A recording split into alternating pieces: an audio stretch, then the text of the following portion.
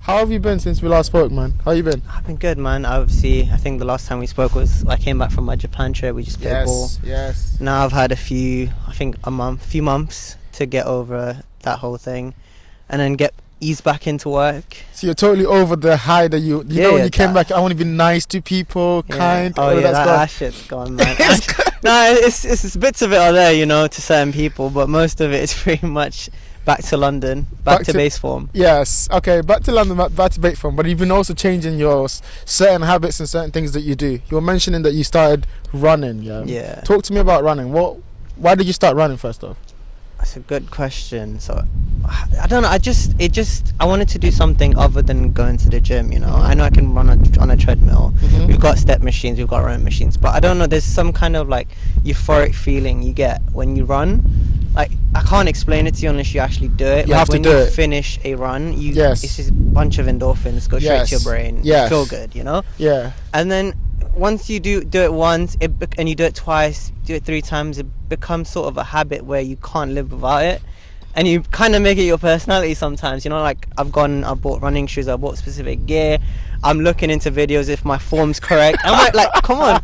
When I started off, I would just run, Who cares what your form when But you're nowadays, running? there's a correct way you run. You run with your head forward, tilted forward, and it's like better posture. Yeah. You don't put too much pressure on your knee. It's all to like prolong you running, right? Yes. And then you don't start too quickly. So different things like that. You want to optimize the way you run. Optimize, and that's our new favorite word, optimize. Okay, so when you're saying you're running, you get the endorphins.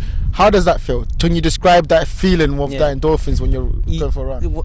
It's really annoying because you can't get them before. You have to complete the run. Mm-hmm. It's one of those things. You have to finish the run, whether it's 10 minutes, whether it's 5 minutes even, but whatever run you do, whether it's high intensity intervals or like a long distance run, you'll get it at the end of the workout, And it's just, I think it's a constant battle of just chasing those endorphins. Maybe it's kind of like a drug in a way, in a good way. Mm-hmm. You just want to feel that same way again and again and again. And then also you create personal goals. Like, so say I'm trying to run 5K. Mm-hmm. So it started off with just running that 5K because I can't do the whole thing straight away, It's a long distance. Once you get to that point and you run the whole 5K, you want to be, okay, I want to do this quicker.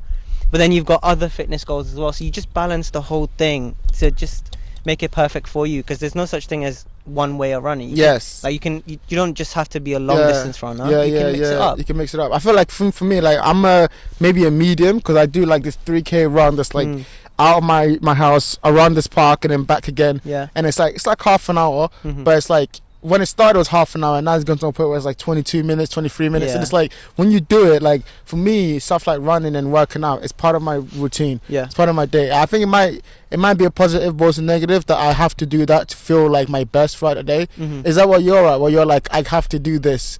It's like a routine thing where you want to do it because it makes you feel better. Yeah, I think it didn't start off that way. I mean, when I started doing it, I did do it to improve my life. And I think I've been doing it for like a month and a half now. So I've found the benefits of doing the running in my actual work life. I go into meetings with a clearer head. Just feel better. You're more like aware.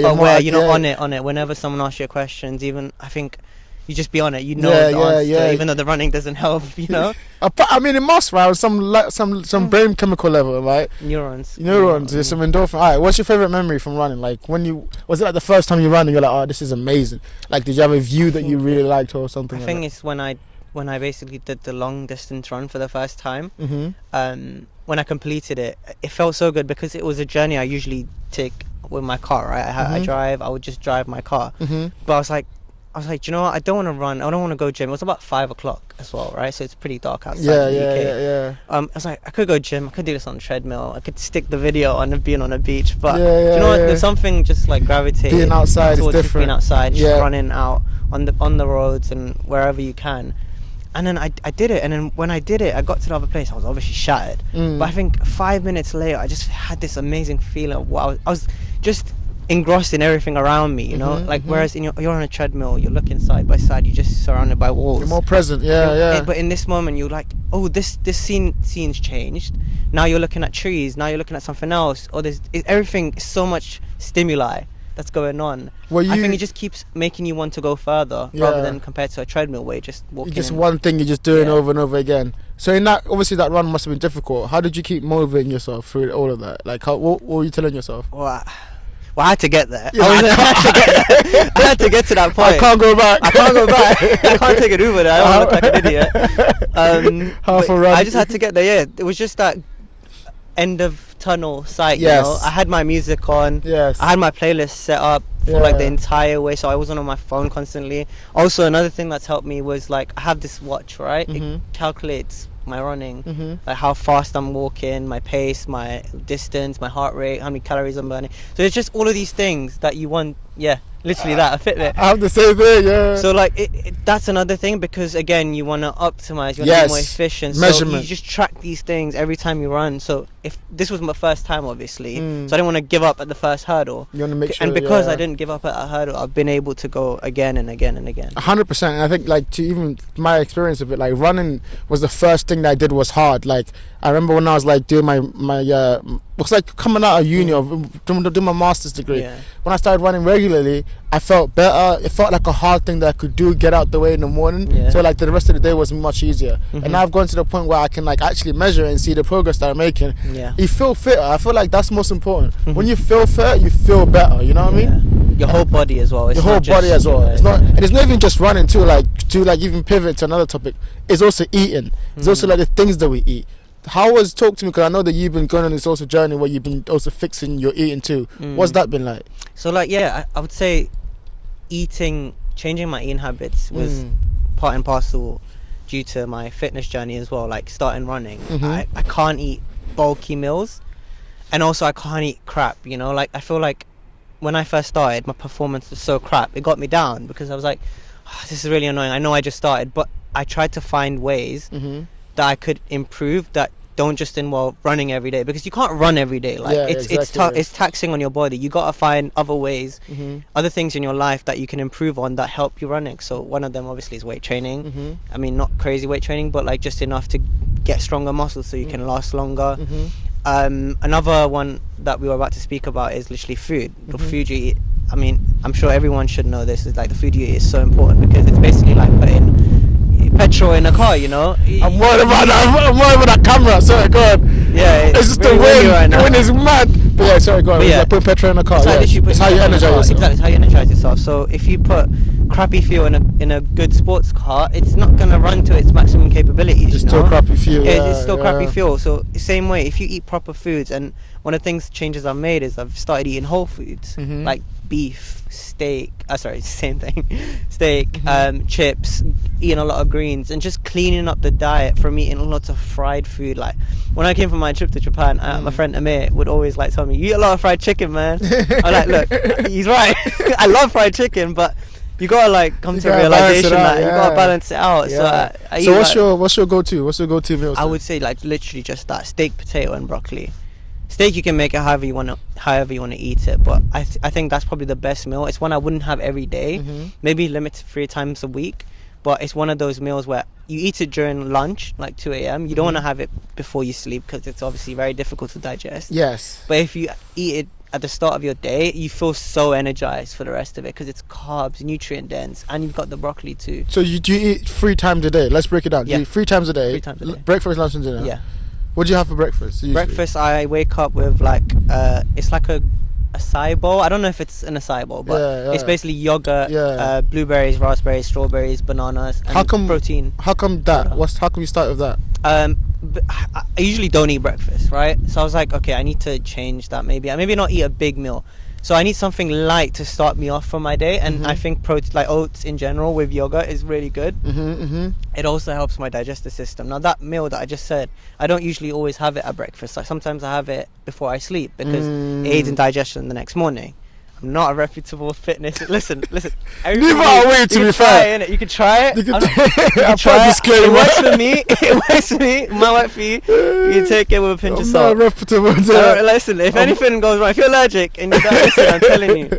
Okay, so then for dinner, so you're saying for dinner you usually have something light because you know about to go to sleep. Because I know I'm about to go to sleep, so I try to eat less carbs. So I eat more, like if I was gonna have steak, for example, for dinner. I know I just said not to, but I just have the steak. and I would have it way before I sleep, because I found that eating lamb, steak, all these like red meats especially is so difficult to digest before you go to sleep. So usually I stay clear of them before sleeping. But yeah, I start off with a light breakfast.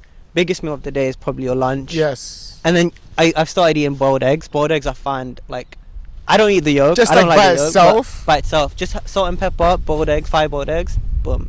It's so nutrient dense, man. And it's so small. It's not a big meal. That's like a snack or what? Yeah, it's a snack. If I'm bulking, I'll have it as a snack. So I'd have the fourth meal basically, and I just have boiled eggs. But that's my fourth maybe snack, and then obviously your dinner. In every single meal, apart from obviously breakfast, so lunch and dinner, try have greens, man. I think greens change your life. Like really, it's coming from someone who used to not have any of it. Really, going to having broccoli every day, broccoli, peas, changed everything, man. Yeah. Like, you feel better. Literally, when you're performing, you don't feel bloated all the time. It helps digestion again. It's like one of the things you're gonna really, especially if you're running a lot, you don't want to run with a bloated stomach. Like if you've tried and you've done that, you know it's like an extra weight you're carrying around. Yes, yeah. So you want to feel as good as like you'll need your core and light as possible, right? Yeah, 100%. So it's like just these little like optimizations. We're gonna keep coming to that word actually. Yeah. But no, that's so important too, because I mean, just speaking for me, I've always been I've been lucky growing up, because my like eating habits were linked to the stuff that my mom would cook. And as you know, like from our kind of like background, like it's always going to be healthy food. They just not always, I have to take that back, but usually it's healthy because they have like whole food ingredients. They use whole ingredients, where it's like it's a lot of vegetables, there's a lot of like meat, like a lot of heavy like stuff like that. And then so recently is when I started to feel that. I think when you start like doing stuff like working out more, exercising, running, you start to notice how your body reacts to certain things. Perfect, yeah. You know what I mean? And it's like food is the most important one of that. Yeah. Like I would eat some food, I'm like, I feel less energized than I did before. Yeah. You know? For example, bringing up that point of like what your parents cook, like usually what my parents cook is very rice heavy, gravy, lots of like a gravy based dish basically, and there's a lot of oil, you know. Bare oil. So if you have that, think about having that before running. Like, even if you wait now, even if you wait 2, your stomach still got that in, bro. I don't know how to explain it. So like changing rice to sweet potatoes, and changing the curry to like just beef or steak or like chicken. It's those little differences, And obviously like eating in smaller portions, man. Like, it's so much better. Like instead of having a big meal. Talk about that, because you mentioned it today and I understood it, but I wanted them to understand it too. So like again, it comes back to the thing about feeling light and not always feeling bloated, right? You want to eat in smaller portions throughout the day to literally just help in digestion. And if you're eating, I can't remember, I have to go back on the source, but it was something like it does prolong your life, because I mean, it must, right? Yeah. You got to think about. I remember you telling me when you came up from Japan, that's something you've noticed too. Yeah. Is that where you picked it up? Yeah, they eat smaller. They eat, like, for example, they're soup based, right? They eat smaller meals as well. Like if they're having ramen, for me, I was always hungry after. That's why I eat the fried chicken at 7-Eleven, because the ramen bowls were like that they were big. Small, yeah. But it's just like soup based noodles. Yeah, and one slither of chicken or pork. It wasn't enough. So going from that, I think on the 10th day, I got used to it. So your body does adapt to it, you know. Maybe at the start you'll feel hungry at like 10 o'clock at night, because you know your body still needs some more according to how you've normally been eating. Yeah. But you just have to train. Yeah, that's fascinating too, because I think like 100%. Like I thought, I mean, that may be the overall topic of the episode, optimizing life basically. But like no, 100%. Like I'm noticing like stuff like running, stuff like eating habits, all these things I've adding up because they have an effect in other parts of my life. Like I only started really figuring out that I need to be clear-headed in the morning when I started working, because I realized that I'm in meetings right at the beginning of the day. I need to be aware, I need to be able to speak, I need to be able to talk and all of that stuff. Talk to me about like work and how that's kind of like how that's not really just affected it, but like how you're learning to balance that and like your eating habits and your running and also like stress and all that stuff.